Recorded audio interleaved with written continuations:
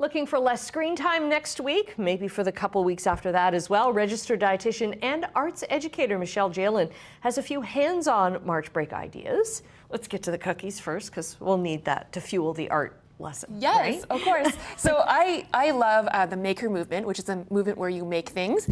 And what people don't realize is that it incorporates different things. So like food, art, and science. Okay. So, but I like to start with food because it's a great way to improve food literacy in kids, right? Mm-hmm. So here I have also math skills.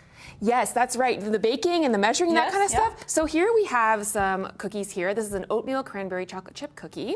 I did make these with whole grain oats right here. Okay. So oats actually have the B vitamins, they have the iron, they have the fiber and protein. But you know what's important that you also don't knock the white flour too, because it is also fortified by the CFIA, Canadian Food Inspection Agency, with B vitamins and iron as well. Okay. Yeah, so most people also don't know this too, but most grains are actually grown here in Ontario. So they are local and not from Western Canada, which is really interesting.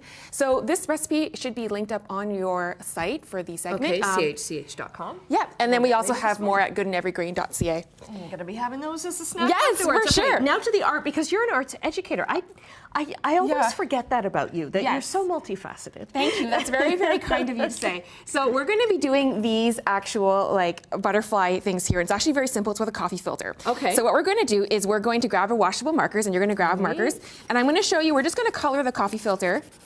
And you're just going to color, you're just going to do whatever. It doesn't have to be perfect. You want to use washable markers though. We are not using permanent markers for this because it will not work. Okay. So use whatever colors you like. I'm going to add a bit of the blue here.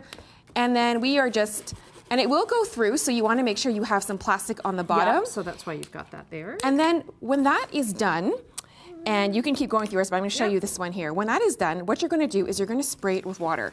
And what it does is actually this really cool effect. Hopefully I don't get you wet. But what it does is as it dries, let's say I get this color. Okay. So I'm going to show you one that I have. Should you do that flat? Yeah, you want to do it on the floor. So let's say I have this one. Okay. You want to do it on the table, or yeah, you can do it on the floor too. That's how I did it with kids at camp. You spray it, and eventually when that dries, it actually looks like this.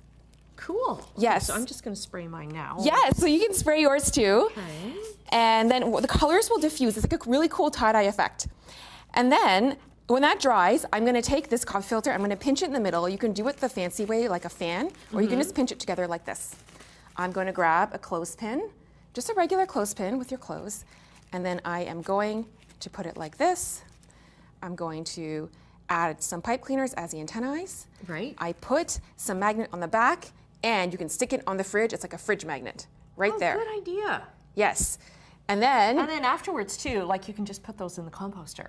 Right? Yes, that's right. When you're done with them. Yes, that's right, because it's very inexpensive to do and it's a lot of fun. So this is our art activity, and now we're going to move on to more of a STEAM activity. It's a science activity, and I've got these straw rockets right here, straw rocket ships.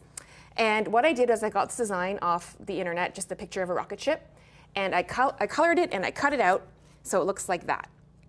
And then on the back, you know, like those straws you can get from the fast food store. Yeah. So I took we're this. not supposed to be using anymore.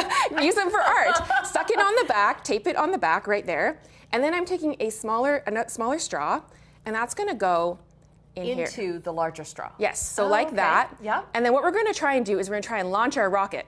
How do you launch it? You know, and we're teaching them aerodynamics. Okay. Okay, I'm going to launch blow it. Into okay, it. ready? There we go.